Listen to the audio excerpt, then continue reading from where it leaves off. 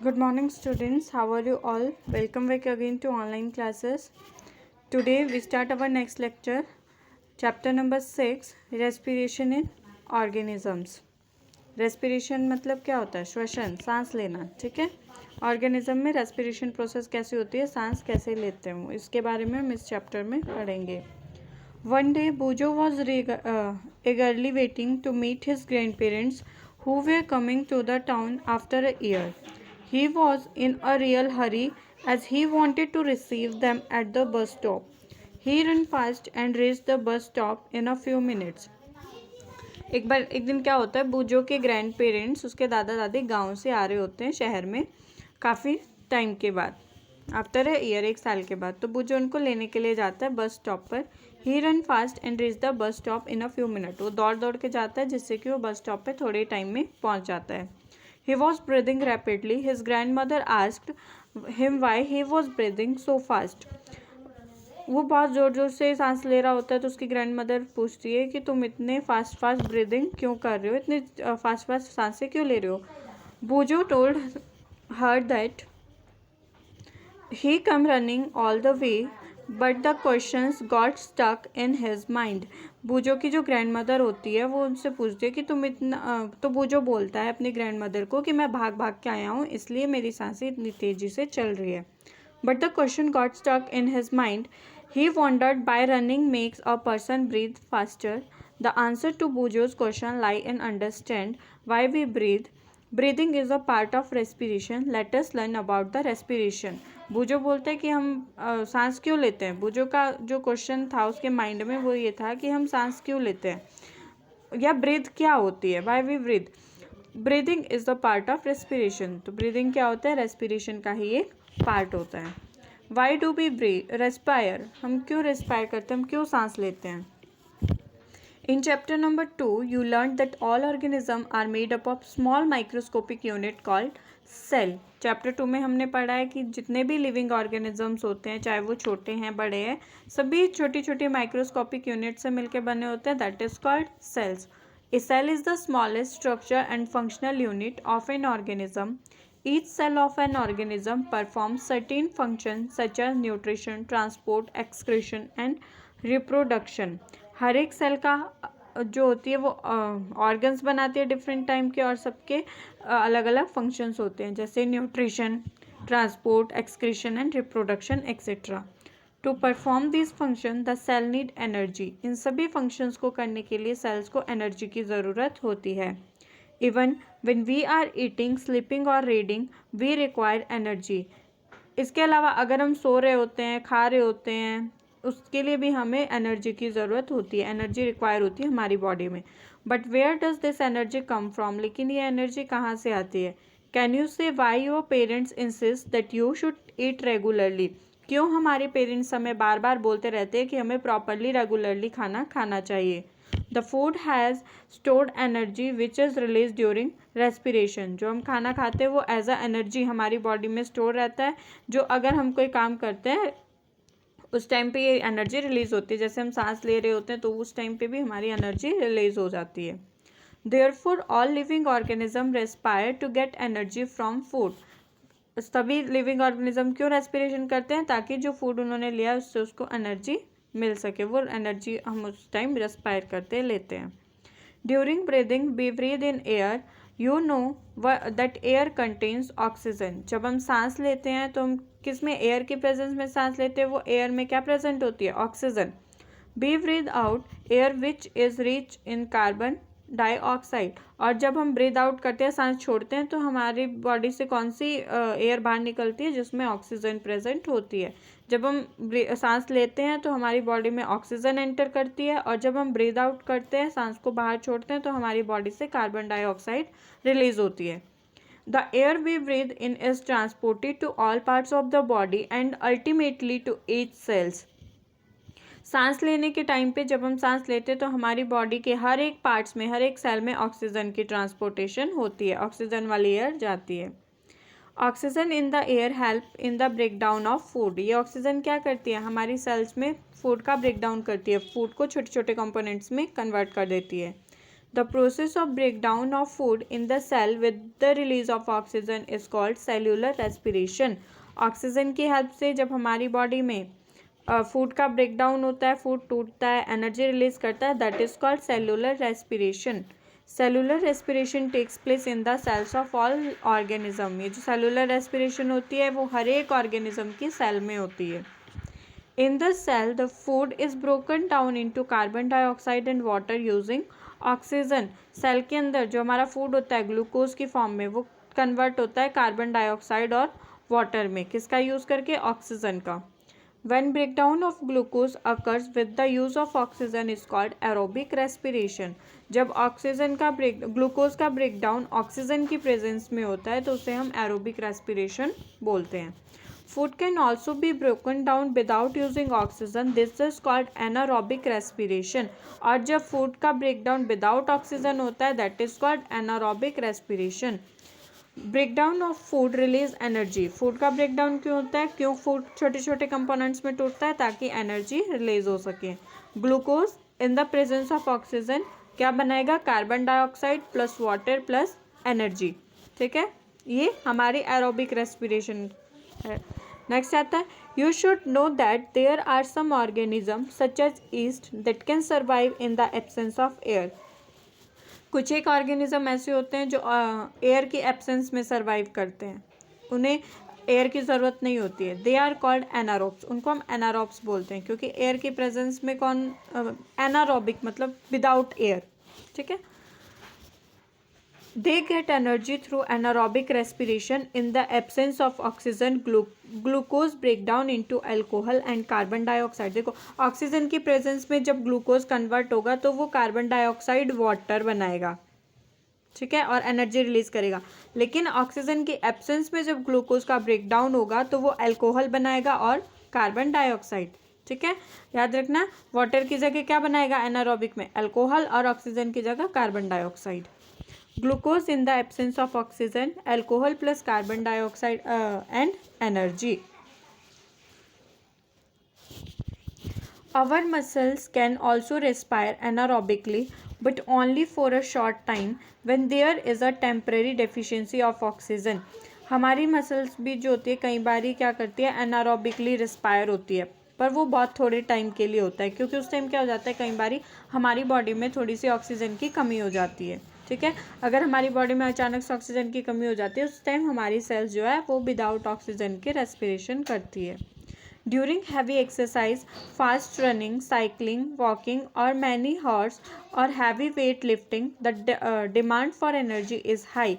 देखो जब भी हम एक्सरसाइज कर रहे होते हैं, कोई भाग रहे होते हैं, चल रहे होते हैं, या फिर वेट लिफ्टिंग कर रहे हो, कोई वजन उठा रहे हो, तो उस टाइम हमारी बॉडी की डिमांड जो होती है एनर्जी की वो बहुत ज़्यादा हाई हो जाती है. उस टाइम हमारी बॉडी को बहुत ज़्यादा एनर्जी की ज़रूरत होती है.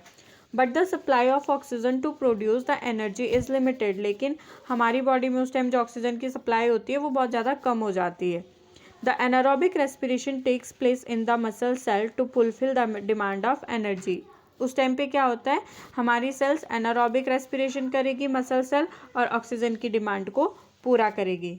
इस टाइम पे क्या होगा? Glucose in absence of oxygen. अगर ग्लूकोज एब्सेंस ऑफ ऑक्सीजन में कन्वर्ट हो रहा है तो वो लैक्टिक एसिड और एनर्जी में कन्वर्ट होगा. Have you ever wonder why you get muscle cramps after heavy exercise. कई बार आपने देखा होगा जब भी हम एक्सरसाइज करते हैं तो हम या फिर जैसे भागते हैं कई दिनों बाद, कूदते हैं, तो हमारी बॉडी में दर्द होना शुरू हो जाता है, क्रैम्प्स आने लग जाती है हमारी मसल्स में. ऐसा क्यों होता है? The cramps occurs when muscle cell respire anaerobically. क्यों होता है ये क्रैम्प?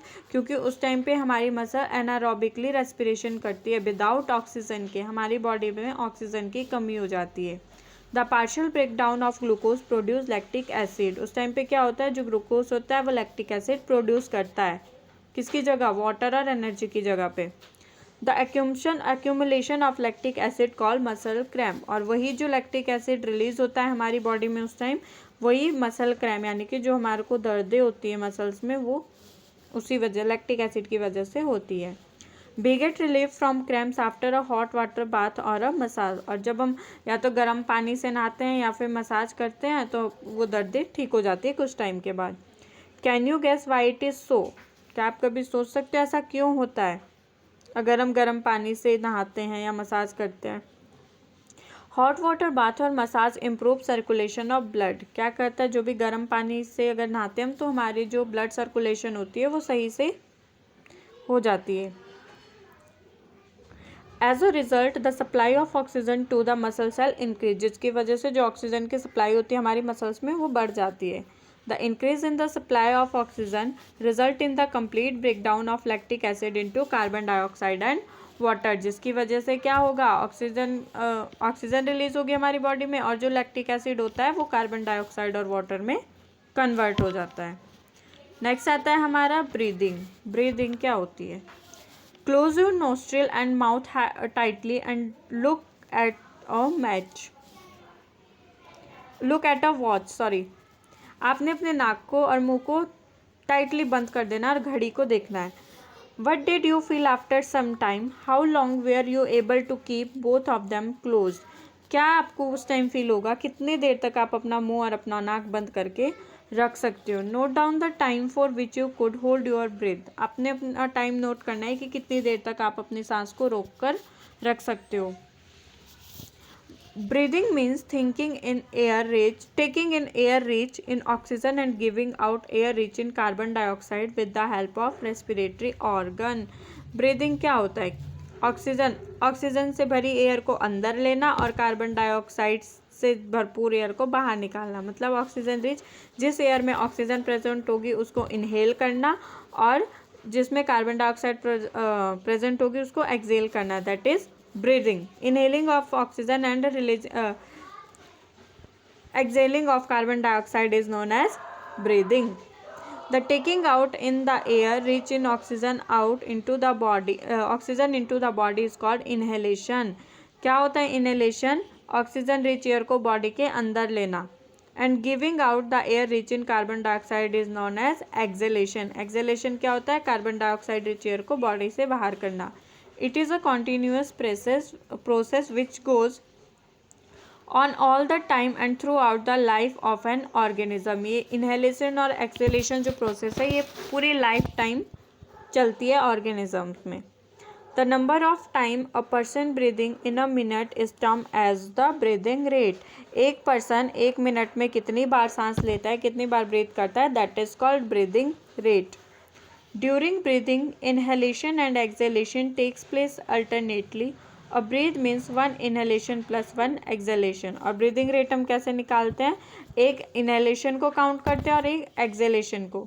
जैसे हमने एक बार सांस अंदर ली उसको एक गिनेंगे और सांस बाहर छोड़ी तो वो एक ब्रीथ होती है।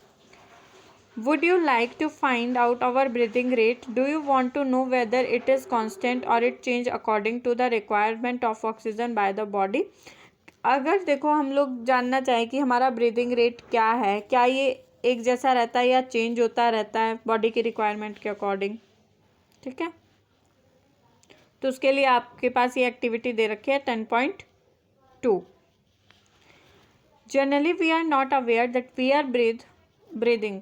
कई बार हम अवेयर नहीं होते कि हम सांस लेते हैं, क्या है ये सांस लेना, ब्रीदिंग वट एवर, मतलब हमें उससे कोई मतलब नहीं होता है, हम नहीं सोचते इस बारे में इतना। However if you try you can count your rate of breathing. अगर हम ट्राई करें कि हम कितनी बारी सांस लेते हैं तो हम उसको काउंट कर सकते हैं अपने ब्रीदिंग रेट को। Breathing in and out normally, find out how many times you breathe in and breathe out in a minute. इससे हम पता लगा सकते हैं कि हम कितने टाइम सांस लेते हैं और एक मिनट में कितनी बार हम सांस लेते हैं। Did you inhale and some number of time as you exhaled. इसके लिए आपको क्या चाहिए? इनहेलिंग नंबर ऑफ एक्सहेलिंग, कि आपने कितनी बार सांस अंदर ली और कितनी बार बाहर छोड़ी। Now count your breathing rate, number of breath पर मिनट। उसके बाद आप अपना ब्रीदिंग रेट काउंट कर सकते हो। ब्रीदिंग रेट कैसे काउंट करोगे? नंबर ऑफ ब्रीथ, जितनी आपने सांस ली है एक मिनट में। After brisk walk and after running record your breathing rate and soon as you finish and also after complete rest tabulate your finding and compare your breathing rate under different condition with those your classmates. इसके लिए देखो आपने अपना breathing rate note करना है, अपने classmates के पहले नाम लिख लो जिसके साथ आपने कंपेयर करना है, उनको भी बोलो ये एक्टिविटी करने के लिए।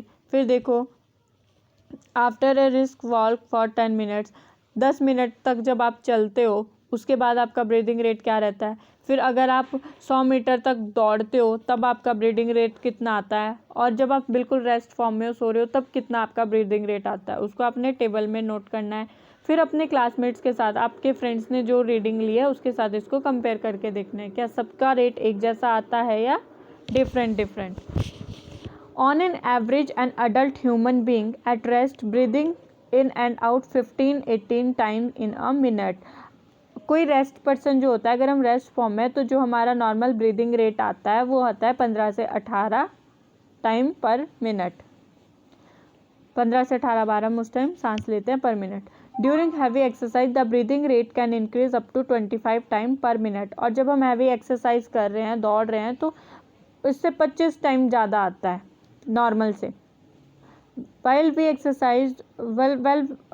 exercise, not only do we breathe fast, we also take deep breath and thus inhale a more oxygen। और जब हम एक्सरसाइज कर रहे होते हैं ना, तो हम सांस तो ले रहे होते हैं, not do we breathe fast उस टाइम, लेकिन उस टाइम हम ब्रीथ तो फास्ट नहीं कर रहे होते, पर हम ऑक्सीजन बहुत ज़्यादा जल्दी ले रहे होते हैं। ठीक है, तो ये हमारा ब्रीदिंग रेट काउंट करने का तरीका है कि ब्रीदिंग रेट का मेथड कि कितना ब्रीदिंग रेट हमारा होता है किस टाइम पे।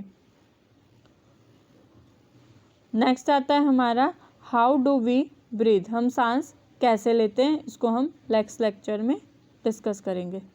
Thank you.